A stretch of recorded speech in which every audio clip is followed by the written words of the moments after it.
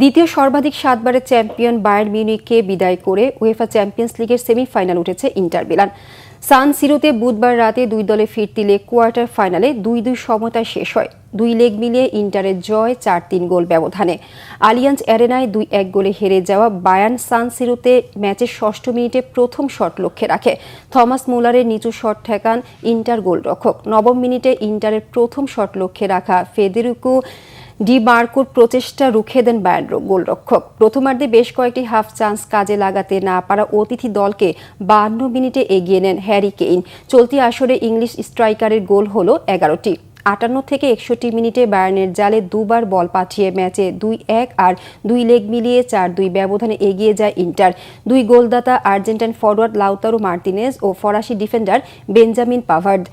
Italian ক্লাবটির প্রথম খেলোয়াড় হিসেবে চ্যাম্পিয়ন লিগে টানা 5 ম্যাচে গোলের কীর্তি গড়লেন মার্তিনেজ।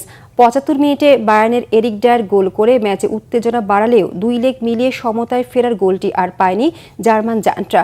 সেমিফাইনালে বার্সেলোনার মোকাবেলা করবে ইন্টার।